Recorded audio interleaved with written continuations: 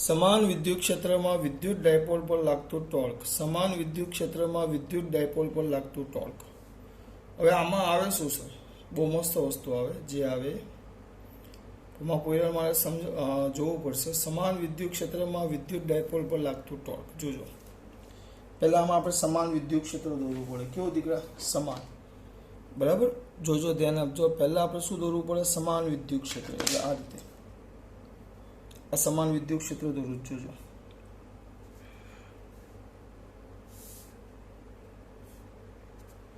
આવી રીતે મેં તમને આગળ કીધેલું કે તમે આમ દોરો એકબીજાને સમાંતર. વિદ્યુત ક્ષેત્ર રેખાઓની લાક્ષણિકતામાં આપણે ભણેલા એકબીજાને સમાંતર, બરાબર, અને એકબીજાથી સમાન અંતરે આવેલી. અહીંયા એક આછી દોરું છું. આ રીતે જોજો, આ ત્રણ સમાંતર છે અને સમાન અંતરે પણ છે. આ વિદ્યુત ક્ષેત્ર રેખાઓ છે. આવી વિદ્યુત ક્ષેત્ર રેખા એ સમાન વિદ્યુત ક્ષેત્ર દર્શાવે. કેવું બેટા? સમાન. શું દર્શાવે? વિદ્યુત ક્ષેત્ર. કેવું વિદ્યુત ક્ષેત્ર દર્શાવે? સમાન. શું દર્શાવે બેટા? વિદ્યુત ક્ષેત્ર. તો આપણો પહેલો મુદ્દો આવશે. શેમાં દર્શાવ્યા અનુસાર? પહેલો મુદ્દો આટ લખવાનો. આકૃતિમાં એક સમાન વિદ્યુત એક સમાન વિદ્યુત ક્ષેત્ર દર્શાવેલું છે. હવે આની અંદર એ જ આવે વિદ્યુત ડાયપોલ પર લાગતું ટોર્ક. તો ડાયપોલ મૂકવો પડે. પેલામાં આગળ બે થિયરી ભણ્યા હતા, એમાં વિદ્યુત ક્ષેત્ર હતું, પણ ડાયપોલ તો આપણે પહેલાં ગોઠવવો પડે. તો અહીંયા જો આ રીતે વિદ્યુત ડાયપોલ એ રીતે ગોઠવવાનો. આપણે આમ આવ્યો આ ડાયપોલ તમારો. વિદ્યુત ડાયપોલ એ રીતે ગોઠવવાનો કે આ જે વિદ્યુત ક્ષેત્ર ઈ છે, આ વિદ્યુત ક્ષેત્ર ઈ છે, અને ડાયપોલ મોમેન્ટ ક્યાં હોય દીકરા? ડાયપોલ મોમેન્ટની દિશા ક્યાં હોય મારા બેટા? માઇનસ થી પ્લસ તરફ. તો ડાયપોલ મોમેન્ટ આને કહી દઉં -q, અને આને કહી દઉં +q. ચલો, એ રીતે મૂકવાનો કે આ માઇનસ છે ને આ પ્લસ છે. તો ડાયપોલ મોમેન્ટ આપણને ખબર છે, તમે બોલ્યા એમ સર, માઇનસ થી પ્લસ તરફ હોય. આપણું એનું મધ્ય બિંદુ. તો ડાયપોલ મોમેન્ટની દિશા આમ આવે. આ ડાયપોલ મોમેન્ટની દિશા હું ટૂંકમાં દોરું છું. આવી આમ માઇનસ થી પ્લસ તરફ. તો આ ડાયપોલ મોમેન્ટ P અને વિદ્યુત ક્ષેત્ર E વચ્ચેનો ખૂણો થીટા થાય. ડાયપોલ મોમેન્ટ P અને વિદ્યુત ક્ષેત્ર E વચ્ચેનો ખૂણો થીટા થાય. એ રીતે આપણે ગોઠવવાનું. અને ડાયપોલ મોમેન્ટ P બરાબર 2aq. એ તો મારા દીકરાઓને ખબર છે. હવે આપણે પહેલાં આટલું લખી નાખીએ. શેમાં દર્શાવ્યા અનુસાર પહેલો મુદ્દો? હા, અને લખવું હોય કે વિદ્યુત ક્ષેત્ર છે, તમારે લખવું હોય તો x અક્ષની દિશામાં છે, એમ લખવું હોય તો આ x અક્ષની દિશામાં છે. લખવું હોય તો સદિશમાં એને કંઈ જરૂર પડવાની નથી, પણ લખવું હોય તો કે ધન x તરફ વિદ્યુત ક્ષેત્ર છે, સમાન વિદ્યુત ક્ષેત્ર E, બરાબર, x અક્ષ તરફ. આકૃતિ મોટી અને સ્પષ્ટ દોરવાની. તો શેમાં દર્શાવ્યા અનુસાર બેટા? આકૃતિમાં. જોજો, તો આકૃતિમાં દર્શાવ્યા મુજબ સમાન વિદ્યુત ક્ષેત્ર E, સમાન વિદ્યુત ક્ષેત્ર E એ ધન x અક્ષની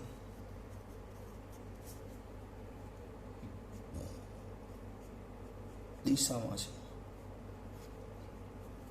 પછી શું કે આ વિદ્યુત ક્ષેત્રમાં ગોખો નહીં, આ વિદ્યુત ક્ષેત્રમાં વિદ્યુત ડાયપોલ એ રીતે ગોઠવો. આમાં આ વિદ્યુત ક્ષેત્રમાં કયો ડાયપોલ? આ જે વિદ્યુત ડાયપોલ છે એને એ રીતે ગોઠવો. કેવી રીતે? એ રીતે, બરાબર. આ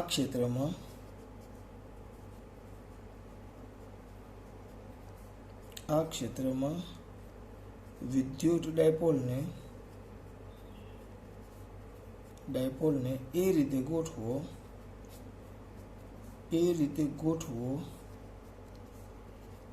કે વિદ્યુત ક્ષેત્ર E જો ગોખવાનું છે જ નહીં, હું આખી થિયરી આના પરથી લખીશ. ગોઠવો કે જેથી વિદ્યુત ક્ષેત્ર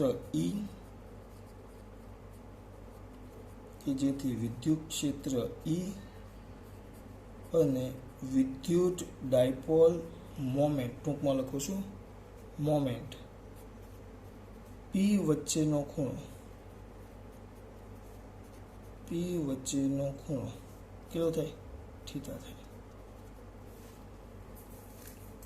આ બંને વચ્ચેનો ખૂણો થીટા થાય, આટલી ખબર પડી જોઈએ. પછી એક વસ્તુ મેં તમને કીધેલું કે ધન વીજભાર પર બળ ક્યાં લાગે અને ઋણ વીજભાર પર બળ ક્યાં લાગે વિદ્યુત ક્ષેત્રમાં હોય. ચાલો કોઈ માવો કોઈરો કહેશે મને? ઉભા 1 મિનિટ, હાથ નીચે કરી નાખો પહેલાં. આગળ ત્યારે મેં કીધેલું કે જે ધન વીજભાર હોય, આ ધન વીજભાર છે, એના પર બળ વિદ્યુત ક્ષેત્રની દિશામાં લાગે અને ઋણ વીજભાર પર વિદ્યુત ક્ષેત્રની વિરુદ્ધ દિશામાં બળ લાગે. આ મુદ્દો કદી પણ ભૂલવા નહીં, આ ખાલી સમજાવું છું. આ ધન વીજભાર છે ને આ ઋણ વીજભાર છે, બરાબર. હવે આપણે એક કામ કરીએ. જો હવે અહીંયા તેના જો બહુ સિમ્પલી દાખલો ધીમે ધીમે આગળ જતો જશે, દાખલો આગળ જતો જશે. હવે આ મધ્ય બિંદુ છે, આખા અંતરને આપણે 2a કહીએ છીએ, 2a. તો જો આને ઉગમ બિંદુ O લઈ લઈએ આપણે. એવું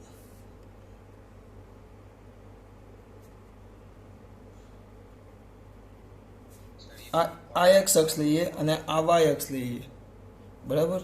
તો આ આપણું શું કેમાં દીકરા?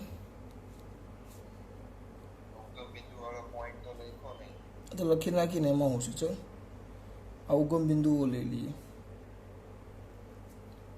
બરાબર. આકૃતિમાં દર્શાવે અમને વિદ્યુત ક્ષેત્ર ધન x દિશામાં છે, બરાબર. વચ્ચેનો ખૂણો થીટા થાય. તો અહીંયા લખી નાખીએ કે ક્યાં બેટા? કોનું? ડાયપોલનું, વિદ્યુત ડાયપોલનું મધ્ય બિંદુ યામાક્ષોના ઉગમ બિંદુ પર છે.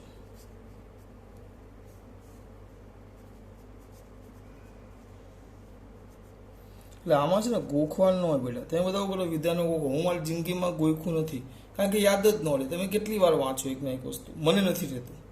એટલે હું શું કરું, આટલી વસ્તુ ગોઠવો તો સમાન વિદ્યુત ક્ષેત્ર જે x અક્ષની દિશામાં છે, ડાયપોલ મોમેન્ટની રીતે ગોઠવો કે ખૂણો થીટા થાય, ડાયપોલની રીતે ગોઠવો. અને આને ઉગમ આ y અક્ષ લઈ લે તો થઈ ગયું. તો આ અંતર છે, અહીંયા તેનો સ્થાન સદિશ માપો. અહીંયાથી આનો સ્થાન સદિશ માપો. કોનો? અહીંયાથી આનો. તો એ આમ આવે, બરાબર.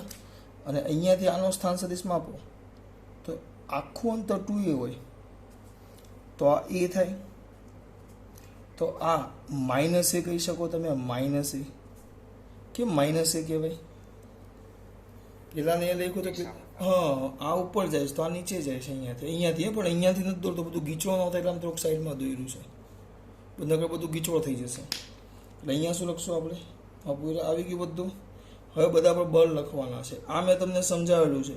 આ ધન વીજભાર છે, એના પર બળ હંમેશા વિદ્યુત ક્ષેત્રની દિશામાં જ લાગે. અને ઋણ સમજાવેલું છે, મેં તમને કીધેલું. ચલો તેમ છતાં વિડીયો જોયો હોત મારો, જે પહેલાં આગળનો બનાવેલ મોકલ્યો તો ખબર પડે આમાં કેટલું જબરજસ્ત મેં સમજાવ્યું છે. પણ જવા દો, કંઈ કહેવું નથી. આ પ્લસ છે ને આ માઇનસ છે, બરાબર. હવે આપણે આ માઇનસ લઈ લઈએ. આ માઇનસ વિદ્યુત ક્ષેત્ર આ માઇનસ હોય તો આ બાજુ પ્લસ હોય. તો વિદ્યુત ક્ષેત્ર હંમેશા ક્યાં હોય બેટા? વિદ્યુત ક્ષેત્રની દિશા ક્યાં હોય? આપણે ભણી ગઈએ, એ તો બોલે, એ તો આવડે. પ્લસથી માઇનસ તરફ, પ્લસથી માઇનસ તરફ વિદ્યુત ક્ષેત્ર. ચલો અહીંયા હવે હું ધન વીજભાર મૂકું કોઈ આ ક્ષેત્રમાં. દર વખતે હું આ દોરીશ નહીં, વિદ્યુત ક્ષેત્ર જ દોરીશ. દર વખતે કંઈ હું ફ્રી નથી કે આ દોરવા બેસું, બરાબર. તો અહીંયા હું વિદ્યુત ભાર મૂકી દઉં છું. ચલો પ્લસ ક્યુ વીજભાર મૂકો પ્લસ. તો પ્લસ પર બળ ક્યાં લાગે? પ્લસ પર બળ ક્યાં લાગે? માઇનસ તરફ. અને પ્લસ આમ જાય. અને માઇનસ વીજભાર મૂકું તો બળ ક્યાં લાગે?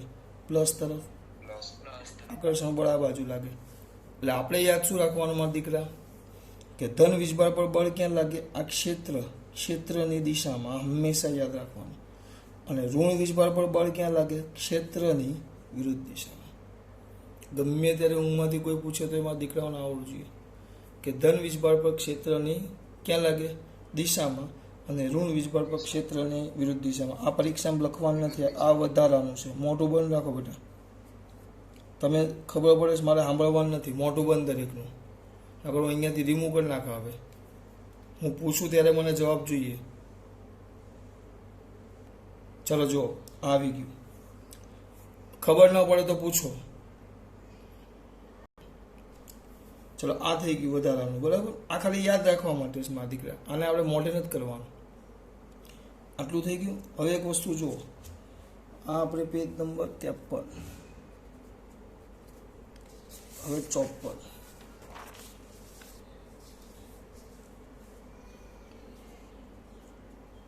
આમાં બે વીજભાર છે, ધન વીજભાર છે ને એક ઋણ વીજભાર છે. તો ધન વીજભાર પર અને ઋણ વીજભાર પર લાગતા બળની દિશા શોધવાની છે આપણે. ચલો એ તો દિશા તો આપણે વાત કરી, મૂલ્ય શોધીએ ધન વીજભાર પર. બોલો, આપણે ધન વીજભાર છે મારા દીકરાઓ, ધન વીજભાર, બરાબર.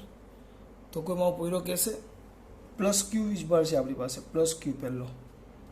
તો પ્લસ ક્યુ વિદ્યુત ભાર પર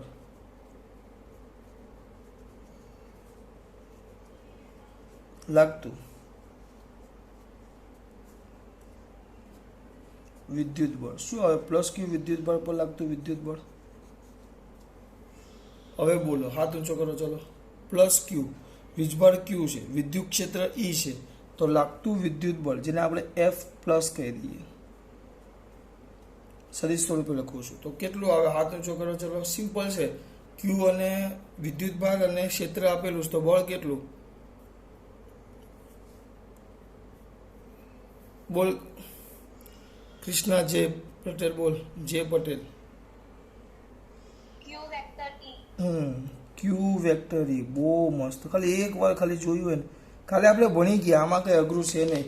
એફ બરાબર ક્યુ ઈ. બીજું બધું કેમ આ દીકરા વિચારે છે? એફ બરાબર ક્યુ ઈ. આ તમારું સમીકરણ નંબર થઈ ગયું 1,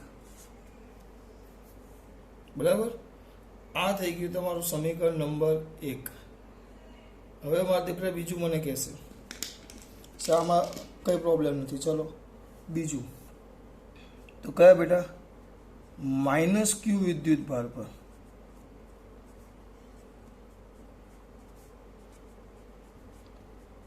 લાગતું વિદ્યુત બળ. તો એફ વેક્ટર એફ માઇનસ, તો ઇઝ ઇક્વલ ટુ શું આવે? બળ તો બળનું એક જ સૂત્ર આવે, F is equal to q ઈ. હવે અહીંયા જો છો માં દીકરા આકૃતિ પાછી આવી જુઓ, આ એફ છે. તો હમણાં જ વાત કરી, બળ ક્યાં હોય? બળની દિશા ક્યાં હોય? પ્લસ પર વિદ્યુત ક્ષેત્રની દિશામાં, એટલે એ કામ આવશે. આ એફ પ્લસ બરાબર ક્યુ ઈ, આ એફ માઇનસ તો આ બાજુ.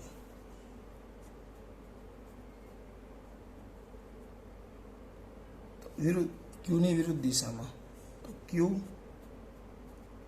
ઈ પણ આગળ આવશે minus. Vector F minus is equal to minus q E. આ ધ્યાન રાખજો. એફ પ્લસ બરાબર ક્યુ ઈ, એફ માઇનસ બરાબર માઇનસ ક્યુ ઈ. આ ધ્યાન રાખજો ખાસ, બરાબર. આ ખાસ ધ્યાન આપજો. બળો બંને જો વિરુદ્ધ દિશામાં આવ્યો, એટલે અહીંયા આપણે લખીએ F minus is equal to q E. પણ હું માઇનસ કેમ કરું છું? મેં મૂલ્ય લખ્યું ક્યુ ઈ, પણ આને અહીંયા સદિશ લખું છું તો માઇનસ કેમ કરું છું? કારણ કે વિરુદ્ધ દિશામાં છે. અથવા તમારે અહીંયા ન લખવું હોય તો અહીંયા આઈ કેરેટ લખવું પડે, કારણ કે આ બાજુ છે. જુઓ, અહીંયા તમારે આઈ કેરેટ લખવું પડે, ધન એક્સ દિશામાં છે, તો અહીંયા માઇનસ આઈ લખવું પડે. તો આપણે એમાં નથી પડતા, આપણે ક્યુ અને માઇનસ ક્યુ કરી નાખીએ છીએ, બરાબર. આ થઈ ગયું તમારું સમીકરણ નંબર 2. બે બળો લખ્યા, બરાબર. બંનેના બળો છે. હવે હું જે લખું છે ખાસ ટોર્ક, આપણે હમણાં જે 7મા ચેપ્ટરમાં ભણ્યા એ પ્લસ ક્યુ વિદ્યુત ભાર પર લાગતું ટોર્ક. વિદ્યુત ભાર પર પ્લસ ક્યુ વિદ્યુત ભાર પર લાગતું ટોર્ક. ટોર્ક એટલે મારા દીકરાઓને કદાચ સૂત્ર યાદ આપણે ચલાવેલું છે. ચલો, ટોર્કનું સૂત્ર કોઈને યાદ છે? Vector tau is equal to vector tau is equal two કોઈને યાદ છે મારા દીકરાઓને? તો આપણે અહીંયા વાત કરી, આ જોવાય તો અહીંયા આપણે જે વાત કરી લાગતું ટોર્ક, ટોર્ક એટલે શું? આમાં પૂરો બોલ્યો એમ, ટોર્ક એટલે તમે બોલ્યા કે સર ટોર્ક એટલે vector R cross vector F. તો આપણો આ જે પહેલો ક્યુ વીજભાર છે તેનો સ્થાન સદિશ વેક્ટર એ થાય, એનો સ્થાન સદિશ વેક્ટર એ થાય, ક્રોસ એફ, એફ એટલે બળ, બળ એટલે ક્યુઈ, બરાબર. એટલે પહેલાનું થશે લાગતું ટોર્ક ટાઉ પ્લસ, જોજો ખાસ, લાગતું torque tau, tau plus is equal to q vector r એટલે સદિશ a cross vector F, vector R cross vector F. Direct લખું છું એટલે ટાઈમ બચે. ક્રોસ વેક્ટર એફ, એફ કેટલો છે? એફ પ્લસ, ચલો વેક્ટર એફ પ્લસ, અને અહીંયા લખું છું વેક્ટર આર પ્લસ. ચલો એટલું બધું ટૂંકમાં નથી લખવું. એટલે vector a cross q vector E, આ તમારું એવું વેક્ટર ટાઉ પ્લસ 1 2 લખો તો પણ ચાલે, પણ મેં પ્લસ માટે પ્લસ ને માઇનસ માટે માઇનસ એમ ઇન્ડિકેટ કર્યું. સમીકરણ નંબર 3. પછી એ જ રીતે થોડાક આગળ જાઓ તો કયા ક્યુને કારણે બેટા? માઇનસ ક્યુ. તો માઇનસ ક્યુ વિદ્યુત ભારને કારણે અથવા વિદ્યુત ભાર પર લાગતું ટોર્ક. ટોર્ક એટલે જેને કારણે ચાક ગતિ કરે, ટોર્ક, તેને આપણે વેક્ટર ટાઉ માઇનસ કહેશું. તો વેક્ટર આર માઇનસ છે, તો માઇનસનો સ્થાન દિશા નીચે છે, એ માઇનસ એ છે, આના કરતાં વિરુદ્ધ દિશા છે એટલે એ માઇનસ એ છે. એટલે આપણે એવું લખીએ vector R minus cross vector F minus, R minus cross vector F minus. જોજો બેટા, બરાબર મારા દીકરા? તો આ આવ્યું તો લખો, તો vector tau minus is equal to vector a, આગળ આવશે અહીંયા માઇનસ કારણ કે વિરુદ્ધ દિશા નીચે હતો, ક્રોસ માઇનસ ક્યુ વેક્ટર ઈ, ક્યુઈ છે એ જો માઇનસ ક્યુઈ, બરાબર. માઇનસ એ વિરુદ્ધ દિશા દર્શાવે છે, ધ્યાન રાખજો. ઋણ વીજભારનો માઇનસ ક્યુ આપણે કોઈ વાર નહીં લખશું, દિશા દર્શાવવામાં આવશે એટલે.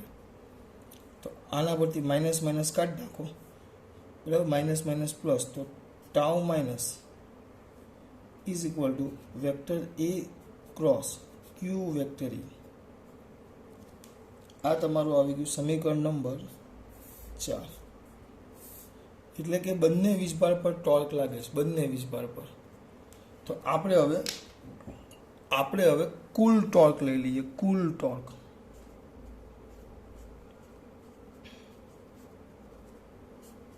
તો કુલ torque tau is equal to tau plus tau minus, બંને ટોર્કોનો સરવાળો. ટાઉ પ્લસ ટાઉ માઇનસ, બંને ટોર્કોનો સરવાળો, બરાબર. ટાઉ પ્લસ કેટલો છે? જુઓ, ટાઉ પ્લસ કેટલો છે? Vector a cross q vector E plus એ જ છે vector a cross q vector ઈ.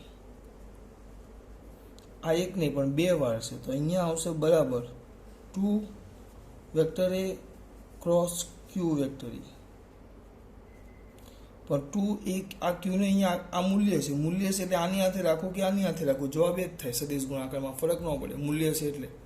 તો આ ક્યુને આગળ લાવી દીધો, અદિશ છે એટલે 2 વેક્ટર એ ક્યુ ક્રોસ વેક્ટર ઈ, 2 એ ક્યુ, બરાબર. આ તમારું ટોર્ક આવ્યું, ટોર્ક ટાઉ, બરાબર. પરંતુ આપણે ભણી ગયા, શું ભણી ગયા? પરંતુ ટોર્ક ટાઉ,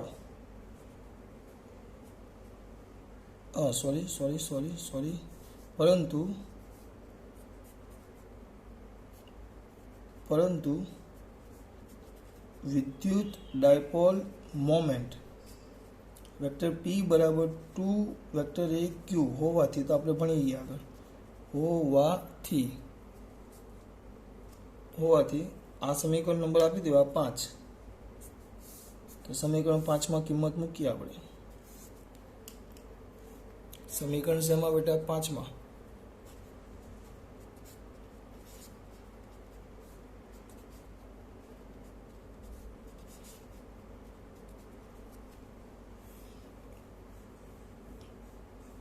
કિંમત મૂકીએ તો કિંમત મૂકતા શું થાય?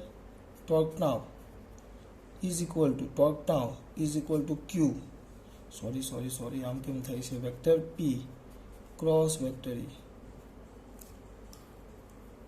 આ તમારું ટોર્કનું સૂત્ર, સમીકરણ નંબર 6. જે તમારું સૂત્ર આવી ગયું. મેં શું કર્યું છે ખબર? થિયરી તમને એકદમ ઇઝી લાગે ને એટલે લાઈનમાં લખી નાખ્યું છે મેં, એકદમ લાઈનમાં. પણ આમાં હજી કેટલાક વચ્ચેના મુદ્દા બાકી રાખ્યા હતા મેં, કારણ કે એકદમ સ્ટેપ બાય સ્ટેપ 1 મિનિટમાં પતી જાય. પણ હવે જો પહેલેથી થિયરી સમજાવું. જો અહીંયાથી નાખો પહેલું, બરાબર? તો પહેલું કેવું? સિમ્પલ. વિદ્યુત ક્ષેત્ર ધન x દિશામાં છે, બરાબર? વિદ્યુત ક્ષેત્ર ધન x દિશામાં છે અને વિદ્યુત ડાયપોલને એ રીતે મૂકો કે એનું મધ્ય બિંદુ યામાક્ષોના ઉગમ બિંદુ પર આવે. સમજો, અહીંયા જુઓ જ નહીં, મધ્ય બિંદુ યામાક્ષોના ઉગમ બિંદુ પર આવે. અને એમ ગોઠવો કે આ ડાયપોલ મોમેન્ટની દિશા અને વિદ્યુત ક્ષેત્ર વચ્ચેનો ખૂણો થીટા થાય. એટલે આટલું પતી ગયું. એક પાનનું તમારું પૂરું. થિયરા મોટા લાગે પણ મોટા નથી, બરાબર? પછી આ જે પ્લસ ક્યુ વીજભાર છે, પ્લસ વીજભાર પર વિદ્યુત ક્ષેત્રની દિશા, આ ખાલી સમજૂતી માટે છે, કારણ કે મારે એ દિશા આ કમ્પલસરી આકૃતિમાં આટલું બતાવવું પડે, બરાબર? તો આ ક્યાં ગયું? પ્લસ ક્યુ, તો ક્યુ ઈ તરફ આ બાજુ, અને આ માઇનસ ક્યુ. તો આપણે લખવાનું પ્લસ ક્યુ વિદ્યુતભાર પર લાગતું બળ એફ પ્લસ બરાબર ક્યુ ઈ, માઇનસ ક્યુ વિદ્યુતભાર પર લાગતું બળ એફ માઇનસ બરાબર માઇનસ ક્યુ ઈ, પ્લસ ક્યુ વિદ્યુતભાર પર લાગતું બળ પ્લસ ક્યુ વિદ્યુતભાર પર લાગતું બળ બરાબર એફ પ્લસ બરાબર ક્યુ ઈ, માઇનસ ક્યુ વિદ્યુતભાર પર લાગતું બળ એફ માઇનસ બરાબર માઇનસ ક્યુ ઈ, બરાબર? આટલું તમે લખી નાખો. પછી મેં ડાયરેક્ટ શું કર્યું ખબર? સરળતાથી તમને ખબર પડે ને, બળ મળે પછી ટોર્ક. એટલે હું જો અહીંયા ધ્યાન આપું, સર તમે આ થિયરી મોઢે કેવી રીતે કરી છે? એટલે હું શું કરું ખબર? ટોર્ક. એટલે ટોર્ક માટે મારે છેલ્લે ટોર્ક લાવવાનું છે. એટલે મારે એટલું યાદ રાખ્યું કે આ પ્લસ ક્યુ અને આ માઇનસ ક્યુ, આ બંને પર મારે ટોર્ક લગાવવાનું છે. તો ટોર્કનું સૂત્ર યાદ હોય. પછી મારા વિદ્યાર્થી એવા તજજ્ઞ કે ટોર્કનું સૂત્ર જ ન હોય. Torque is equal to vector R cross vector F. આ મને આવડે જ. એટલે મારે સ્થાન સદિશ અને બળ એફ જોઈએ. એટલે મેં પહેલા બેના એફ લખી નાખ્યા. અને સ્થાન સદિશ તો આપણને આકૃતિમાંથી મળે કે આ ઉગમ બિંદુ હોય તો આનો સ્થાન સદિશ કેટલો થાય? એ. અને આનો માઇનસ એ વિરુદ્ધ દિશામાં છે. એટલે આ એ તો આ માઇનસ છે, આ મળે જ. આ એ અને આ માઇનસ છે. એમાં 1 સેકન્ડ પણ વિચારવાનું નથી આમાં, બરાબર? પણ અહીંયા જો, એટલે હવે તમે જે ખાસ કેવું છે એ ધ્યાન આપજો. આ તમારો પહેલો મુદ્દો. પરીક્ષામાં આ રીતે નહીં. પછી મેં શું કર્યું? જો ડાયરેક્ટ ટોર્ક પ્લસ લખ્યું. જો ટાઉ પ્લસ, તો vector R cross vector F, R cross vector F. આ લખવાની જરૂર નથી, આ તમારી સમજૂતી માટે લખ્યું છે. તમે આ પોઈન્ટ કાપી શકો છો અને આ પોઈન્ટ પણ પરીક્ષામાં કાપી શકો છો. આ તો તમને યાદ રહે. એટલે tau is equal to R cross F લખ્યું. આર પ્લસનું થાય વેક્ટર એ અને ક્યુ ઈ, માઇનસનું થાય માઇનસ વેક્ટર એ અને માઇનસ ક્યુ ઈ. બંનેનો સરવાળો, કુલ ટોર્ક એટલે બંનેનો સરવાળો. આ એક ને એક 2 વાર થયું એટલે અહીંયા 2, અને ક્યુ મૂલ્ય છે એટલે ગુણાકારમાં. થિયરી પતી ગઈ. પણ તમારે સહેજ આમાં જે મુદ્દા મેં બાકી રાખેલા છે ને અલગ છે, અને મેં અલગ રાખ્યા છે. પણ હવે ક્રમ આપું છું. આ પહેલો મુદ્દો જોજો, આ પહેલો મુદ્દો, આ બીજો મુદ્દો, બરાબર? હવે અહીંયા ધ્યાન આપજો. આ ત્રીજો મુદ્દો અને આ ચોથો મુદ્દો. બળો લખો ને પછી થોડુંક બળોનું કામ છે, આ 4 મુદ્દા થઈ ગયા ને. હવે 1-2 મુદ્દા મેં બાકી રાખેલા છે, એ અહીંયા લખીશું. એટલે આ કયું છે આપણું 53. મેં તમને એવું કર્યું, પહેલાં મેથેમેટિકલ સ્ટેપ સમજાવી દીધા. હવે એના જે 2 લોજિકલ મુદ્દા છે ને એ હું તમને સમજાવું છું. એટલે કે એટલા બધા અઘરા નથી. જુઓ 2 બળો, જુઓ 2 બળો, અહીંયા ધ્યાન આપો. 2 બળો, તમે આ બંને બળો જોયા, જોજો ખાસ. આ બંને બળો જોયા તમે મારા દીકરાઓ. તો આ બંને બળો સમાન મૂલ્યના અને પરસ્પર વિરુદ્ધ દિશામાં છે. આ ધ્યાન રાખજો. આ ખાસ મુદ્દા છે, એટલે મેં છેલ્લે અલગ રાખ્યા છે. આ બંને બળો,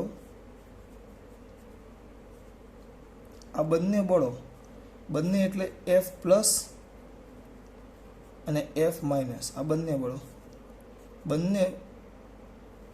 બંને એફ પ્લસ અને એફ માઇનસ બળો સમાન મૂલ્યના અને પરસ્પર વિરુદ્ધ દિશામાં છે. પરસ્પર વિરુદ્ધ દિશામાં છે, ધ્યાન રાખજો. સમાન મૂલ્યના અને પરસ્પર વિરુદ્ધ દિશામાં. હવે સમજો, આ છે આ વસ્તુ મેં બીજા કાલે જે તમને વિડીયો મોકલ્યો એમાં બીજામાં કમ્પ્લીટ તમને દેખાશે, કારણ કે વન સાથે ઊભો છે. અત્યારે આમાં ન દેખાય એટલે મેં બૂમો પાડીને કીધેલું વિડીયો જોઈ લેજો, બરાબર. હવે આ બળ છે. હવે આમ સામે સમાન મૂલ્યના વિરુદ્ધ દિશામાં બળો હોય આમાં, તો એકબીજાની અસર શું કરે? નાબૂદ કરે. આમ સામે એક બળ આમ ને એક આમ. સમાન મૂલ્યના વિરુદ્ધ દિશામાં બળ હોય તો એકબીજાની અસર શું કરે? નાબૂદ કરે. હવે જો આ બાજુ વધારે હોય, આ બાજુ તો આમ ગતિ કરે, આ બાજુ વધારે હોય તો આમ ગતિ કરે. પણ આ તો બંને એક સરખા છે, કમ્પ્લીટ સામે છે. તો આ મુદ્દો જો, બંને બળો સમાન મૂલ્યના અને પરસ્પર વિરુદ્ધ દિશામાં છે, બરાબર. તેથી એકબીજાની અસર શું કરે? નાબૂદ કરે. સૌથી અગત્યના મુદ્દા છે આ. તેથી એકબીજાની અસર નાબૂદ કરે, ધ્યાન રાખજો. એટલે પરિણામી બળ કેટલું થઈ ગયું? શૂન્ય. એક આ બાજુ આમ છે તો એક આ બાજુ અને એક આ બાજુ, પણ બે સરખા હોય તો કઈ જ નહીં, અસર નાબૂદ કરે. એટલે પરિણામી બળ, ધ્યાન રાખજો, બળ, એટલે પરિણામી બળ શૂન્ય થાય છે. એટલે કે ડાયપોલ બળ શૂન્ય હોય તો આપણે ભણી ગયા, બળ લાગે તો પદાર્થ કઈ ગતિ કરે? રેખીય ગતિ. અને ટોર્ક લાગે તો પદાર્થ કઈ ગતિ કરે? ચાર્ક ગતિ. તો પરિણામી બળ કેવું થયું? શૂન્ય થાય છે. તેથી વિદ્યુત ડાયપોલ મોમેન્ટ ને વિદ્યુત ડાયપોલ એ રેખીય ગતિ કરતો નથી, ગતિ ન કરે. આ વસ્તુ સમજજો. ઊંઘમાંથી ઉઠાડીને કોઈ પૂછે ને તો એ આવડવું જોઈએ. તો રેખીય ગતિ અને ન જ કરે, એટલે આ મેં છેલ્લે રાખેલું છે. એટલે થિયરી અઘરી ન લાગે તમને. પહેલું, બંને બળો સમાન મૂલ્યના પરસ્પર વિરુદ્ધ દિશામાં, તેથી એકબીજાની અસર શું કરે? નાબૂદ કરે. પરિણામી બળ શૂન્ય થાય. કેમ? કારણ કે સમાન મૂલ્યના વિરુદ્ધ દિશામાં એટલે બળ શૂન્ય થાય છે, તેથી રેખીય ગતિ ન કરે. પણ હવે અહીંયાથી નાપજો. તમે આમ જોશો તો ડાયપોલ આમ જુઓ, એક બળ આમ છે, ડાયપોલ આમ છે, એક બળ આમ લાગે છે, આમ રાખો, ચલો અહીંયા છે, એક બળ આમ લાગે ને એક બળ આમ લાગે. સમાન મૂલ્યના છે પણ એક રેખસ્થ નથી. જો એકની રેખા આમ છે, અહીંયા જો આવ્યું, આ જે દેખાય તમને, તો એકની રેખા આ બાજુ છે, આયરી કાર્યરેખા, અને એકની આ છે, એટલે બે આમ બળ છે. એક આમ છે ને એક આમ છે. તો આમ છે એટલે શું થાય? આમ હોય તો એટલે આમ થાય. જો એટલે આ જે આપણો આ ડાયપોલ હોય તો એકના પર બળ આ બાજુ લાગે, એકના પર બળ આ બાજુ લાગે. એક રેખસ્થ નથી એટલે આમ થયું. જો કંઈક થયું, જો બળ લગાડો આ બાજુ બળ આમ છે તો એક બળ હું આમ લગાડું છું, એક બળ હું આમ લગાડીશ અને એક બળ આમ લગાડીશ, એક બળ આમ લગાડીશ ને એક બળ આમ, તો શું થાય? આમ. પછી આમ સીધું થઈ ગયું, પછી પતી ગયું. જો આમ છે, આમ લગાવો બળ તો આમ થઈ ગયું. એટલે એનો મતલબ એમ થયો કે આ બળો, ખાસ મુદ્દો, આ બળો એક રેખસ્થ નથી. એક રેખસ્થ એટલે એક રેખામાં નથી. એક રેખસ્થ ન હોવાથી શું લાગે બેટા? વિદ્યુત ડાયપોલ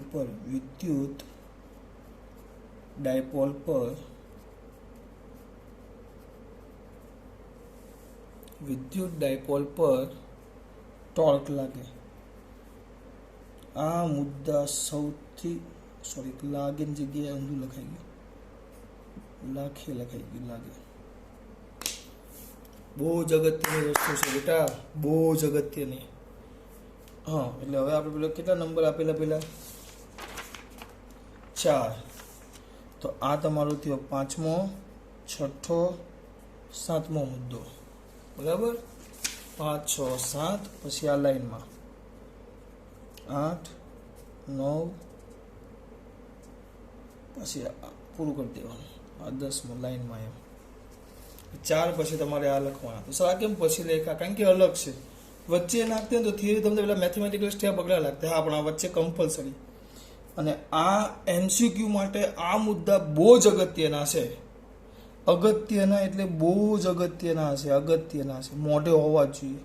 ઊંઘમાંથી ઉઠીને પૂછે ને તો કે સમાન વિદ્યુત ક્ષેત્રમાં વિદ્યુત ડાયપોલ મૂકો, કે ભાઈ સમાન વિદ્યુત ક્ષેત્રમાં વિદ્યુત ડાયપોલ મૂકો તો કંઈ જ નહીં. સમાન વિદ્યુત ક્ષેત્રમાં વિદ્યુત ડાયપોલ મૂકો તો બંને પર લાગતા બળો સમાન મૂલ્યના પરસ્પર વિરુદ્ધ દિશામાં, એક આ બાજુ એક આ બાજુ, એટલે બંને વિરુદ્ધ દિશામાં હોય એટલે પરિણામી બળ શૂન્ય થાય, એકબીજાની અસર નાબૂદ કરે એટલે પરિણામી બળ શૂન્ય થાય. બળ શૂન્ય થાય, બળ શૂન્ય થાય, ધ્યાન રાખજો, બળ શૂન્ય થાય એટલે રેખીય ગતિ ન કરે.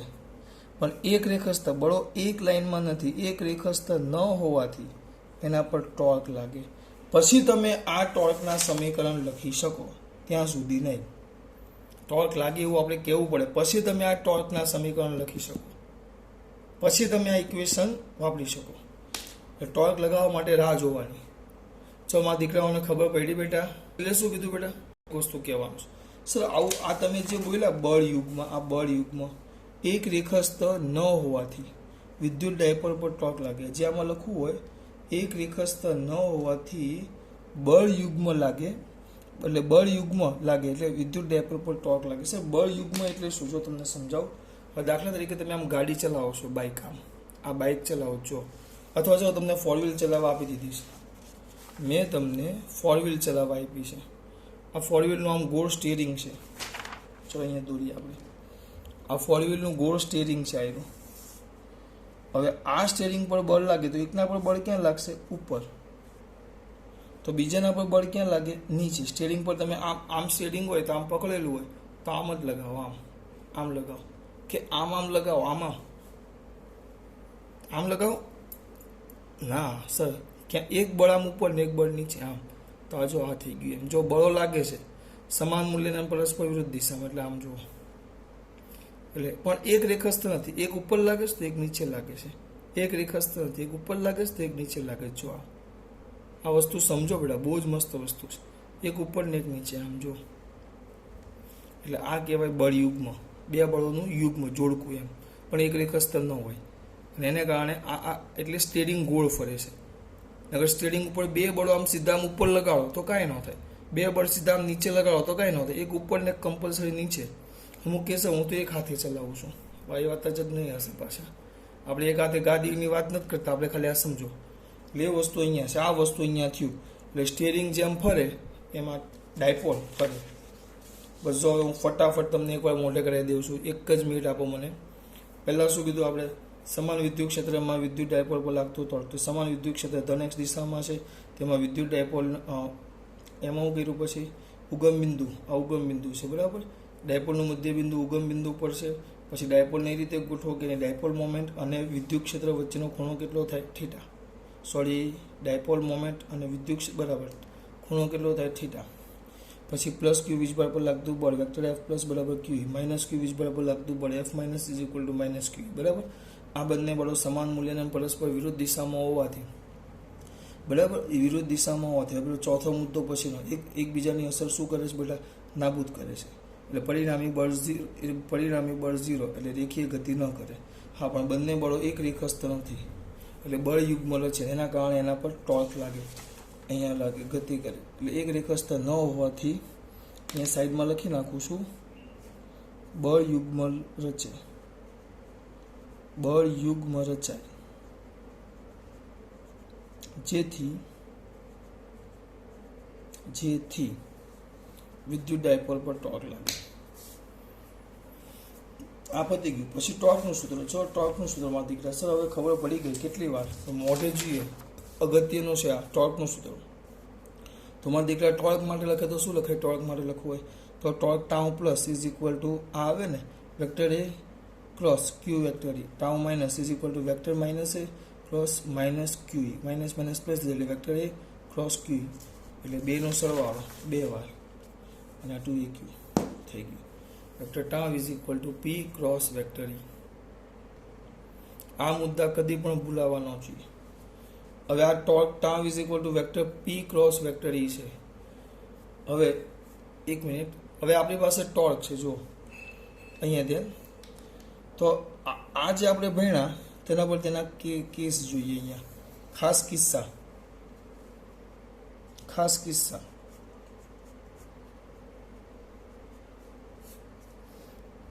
બરાબર. તો સૂત્ર શું આપણે ટોર્કનું? Torque tau is equal to cross કાઢી નાખો. આપણે ભણી ગયા ક્રોસ કાઢો તો સૂત્ર શું આવે? પી ક્રોસ કાઢી નાખો તો સદિશ ગુણાકાર વેક્ટર એ ક્રોસ બી લખો તો એક પી ઇઝ સાઇન થીટા. આ બસ આ જોઈએ છે. હવે થીટા આપણે જુદા જુદા મૂકવાના છે. આના પરથી થીટા જુદા જુદા તમારે મૂકવાના જ જોવાય. આના પરથી તમારે થીટા જુદા જુદા મૂકવાના છે. તો સર થીટા જુદા જુદા એટલે કઈ દે? એક જ મિનિટ જો. પહેલા લઈ લઈએ થીટા 0 એટલે આ વિદ્યુત ક્ષેત્ર બરાબર. ડાયપોલ થીટા 0 તો આ માઇનસ ક્યુ અને આ પ્લસ ક્યુ. તો વિદ્યુત ક્ષેત્રની દિશા ક્યાં આવે મારા દીકરા? વિદ્યુત ક્ષેત્રની દિશા ક્યાં આવે? માઇનસથી પ્લસ તરફ. માઇનસથી પ્લસ તરફ. આ વિદ્યુત ક્ષેત્ર ઈ. ડાયપોલ મોમેન્ટ પી. આપણે શું હતું? ક્રોસ હતો. પી ક્રોસ ઈ હતો એટલે પી અને ઈ વચ્ચેનો ખૂણો થીટા 0 થઈ ગયો. હવે ટૂંકમાં આ તમારા માટે છે. પ્લસ ઉપર બળ ક્યાં લાગે? એફ પ્લસ આ બાજુ લાગે ક્ષેત્રની દિશામાં. આ યાદ જ હોવું જોઈએ. માઇનસ પર બળ ક્યાં લાગે? માઇનસ વિદ્યુત બળ પર બળ ક્યાં લાગે? માઇનસ વિદ્યુત બળ પર બળ ક્યાં લાગે? ક્ષેત્રની વિરુદ્ધ દિશામાં. આ એફ માઇનસ. ઓ બાળકો કે ખબર પડે છે? તેનો મતલબ શું થયો? અહીંયા જો આ બાજુ જેટલું બળ લાગે એટલું જ આ બાજુ. આમ કમ્પ્લેટ સ્થિર, કાંઈ થાય જ નહીં. આમ જ કમ્પ્લેટ આ બાજુ જેટલું આ બાજુ એટલે કમ્પ્લેટ સ્થિર છે. સ્થિર સ્થાયી અવસ્થા. સ્થિર સ્થાયી અવસ્થા છે. સ્થિર છે ને સ્થાયી અવસ્થા. અને એ લોકો નામમાં આપે. આ તમારી થઈ ગઈ સ્થિર સ્થાયી અવસ્થા. ટોર્કની કિંમત મૂકો અંદર મારા દીકરાઓ. ટોર્કની કિંમત મૂકો. ટોર્ક કેટલું લાગે? આ બંને કમ્પ્લીટ સામે હોય ટોર્ક કેટલું લાગે? ટોર્ક જોઈ લો ને, હામે જ છે 0. કારણ કે ચાક ગતિ કરે જ નહીં, ફરે જ નહીં, ફરે જ નહીં એટલે ચાક ગતિ ન કરે. ટોર્ક કેટલો થાય? 0. તો સૂત્ર અંદર લખી નાખું. Tau is equal to P sine 0. Sine 0 0 થાય. ટોર્ક 0. ટોર્ક લાગે જ નહીં. થીટા 0 આવ્યો. પછી એક આવે થીટા 180. બીજો કિસ્સો. આ તમારો પહેલો કિસ્સો છે.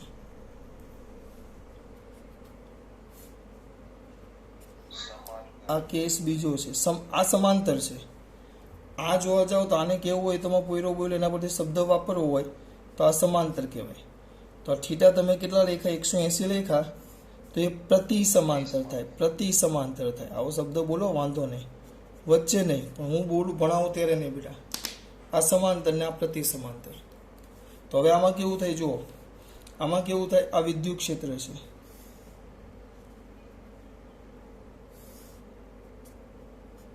હવે પ્રતિ સમાંતર ગોઠવવાનું. પ્રતિ સમાંતર એટલે કાંઈ નહીં. અહીંયા આવી જશે પ્લસ ક્યુ ને અહીંયા આવી જશે માઇનસ ક્યુ. તો પ્લસ પર બળ ક્યાં લાગે? પ્લસ પર ક્ષેત્રની દિશામાં એટલે એફ પ્લસ આ બાજુ લાગે. જોજો મજા આવશે. માઇનસ પર બળ ક્યાં? ડાયપોલ મોમેન્ટની દિશા આમ થઈ લીધા. ડાયપોલ મોમેન્ટની દિશા પી. સોરી આ બાજુ પી ઊંધી થઈ ગઈ. ડાયપોલ મોમેન્ટ ને એ બંને વિરુદ્ધ દિશામાં છે. અહીંયા છે. એક આ બાજુ ને એક આ બાજુ. એ થીટા 180 થઈ ગયો તમારો. થીટા તમારો 180 થઈ ગયો. બરાબર દીકરાઓ? વિરુદ્ધ દિશા માટે થીટા 180 થઈ ગયો. પણ આના પર બળ આમ લાગે, આના પર બળ આ બાજુ લાગે એફ માઇનસ. તો સર આ તો અલગ છે. જોજો અલગ છે. હવે આમાં કેવું હતું? જોજો આ વસ્તુ ધ્યાન આપજો. અહીંયા આના પર એક બળ આ બાજુ ને એક બળ આ બાજુ એટલે આમ સ્થિર હતો. આમ કમ્પ્લીટ કાંઈ જ ન થાય. જો આયલું કમ્પ્લીટ સ્થિર, કંઈ થાય જ નહીં. જો આયલું બરાબર. હવે આમાં કેવું થયું છે મારા દીકરા? સમજજો. આમાં બળ આમ લાગે છે. આમ ગોઠવેલું છે ને આપણે, તો આમ નહીં, આમ ગોઠવેલું છે. આમ રાખવું છું એટલે મને ફાવે, આખી પેન દેખાય. પેલામાં બળ બે મેં આમ ખેંચેલા, આમ સામે લાગેલા, આમ સામે જો. જ્યારે આમાં ઊંધી દિશામાં સામે લાગે, આમ લાગે. જો હું આમ લગાડું છું, આમ પેલામાં આમ ખેંચું છું, આને ખેંચું તો આ જો આની સ્થિતિ એકદમ સ્થાયી કહેવાય. હવે આ સ્થિર છે, પણ જો એના પર થોડું કે બળ લાગે ને આમ થઈ જાય. જો અહીંયા જો આ સમજો, અને આને વધારે સમજવું હોય તો બળ માટે મેં વંશને ત્યાં રાખેલો છે, વિડીયો જોઈ લેજો. બી ભાગ બી જો તો આને આમ સહેજ બળ લાગે ને, સહેજ બળ. એક જ મિનિટ આપો, એક જ મિનિટ. આ સ્થિતિ આને કહેવાય સ્થિર, સ્થિર જ પણ અસ્થાયી અવસ્થા.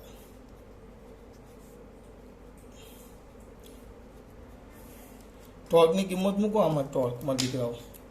બીજા કિસ્સામાં ટોર્ક મૂકો તો torque tau is equal to P sign 180. તો પી સાઇન 180 0 જ થાય. એટલે સમાંતર હોય કે પ્રતિ સમાંતર હોય, સમાંતર હોય કે પ્રતિ સમાંતર હોય, ટોર્ક તો 0 જ થાય. ત્રીજો કિસ્સો છે થીટા. ત્રીજો કિસ્સો છે થીટા.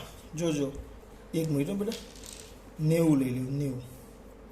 90 એટલે કાંઈ નહીં. જો એક આમ વિદ્યુત ક્ષેત્ર, આમ ડાયપોલ આપણે આ રીતે મૂકી દેવાના, ડાયપોલ મોમેન્ટ